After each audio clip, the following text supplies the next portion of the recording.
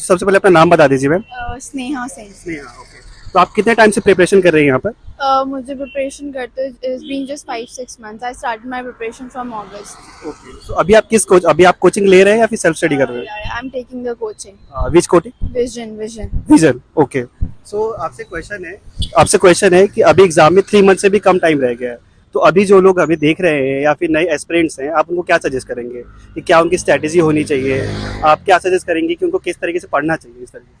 I would suggest that put a lot of emphasis on PYQ especially and the current affairs part.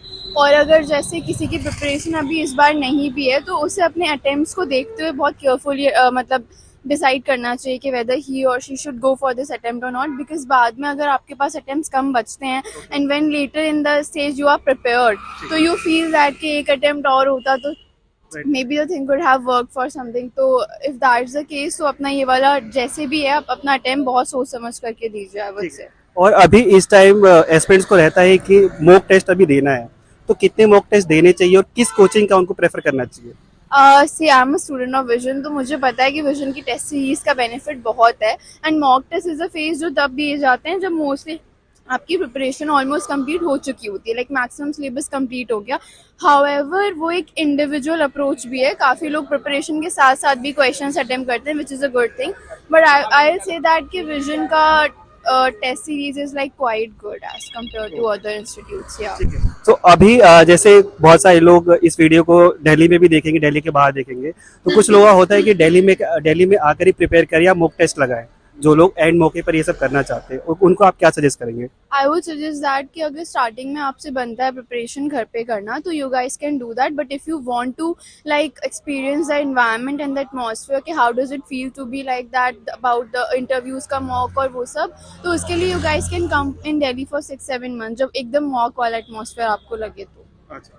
और बाकी लोगों को थोड़ा economics और करंट अफेयर्स के लिए रिगार्डिंग क्वेश्चंस होते हैं कि करंट अफेयर्स को कैसे कवर करें, क्योंकि टाइम बहुत कम है, तो करंट अफेयर के लिए आप क्या स्ट्रेटजी बताएंगे? I follow the approach of monthly magazine and editorials वाला. Like I do complete the monthly magazine and I read the editorials जो भी vision के उस पे आता है वो, and otherwise I also follow the approach of analysis part वाला.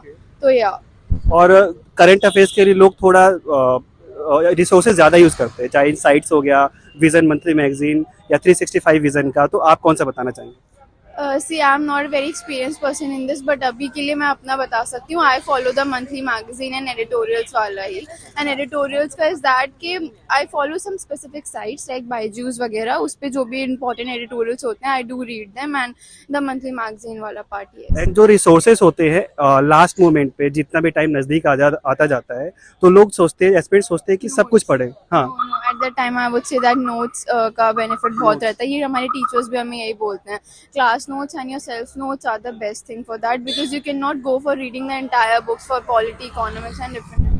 आपने जैसे बोला कि मतलब नोट्स पे प्रिपेयर करो, तो जो लोग सेल्फ स्टडी कर रहे हैं तो उन्होंने कुछ लोग नोट्स बनाते हैं, कुछ लोग नॉर्मली लेक्चर्स देखना पसंद करते हैं, तो उनके लिए क्या हो सकता है? See, this is like ये पूरा इंडिविजुअल मेथड है, इंडिविजुअल बेसिस पर डिपेंड करता है. लाइक इसमें आपका कंफर्टेबल लेवल है. लाइक इफ़ यू वांट के लेक्चर्स पे देखना है तो आप ऐसे कर लीजिए, नहीं तो नोट्स बना लीजिए. हाउएवर कुछ लेक्चर्स भी ऐसे होते हैं जो रिविजन पर्पस के लिए बहुत अच्छे होते हैं, because you know in those lectures the teachers are very good in decoding the things and imparting the knowledge to students. So yeah.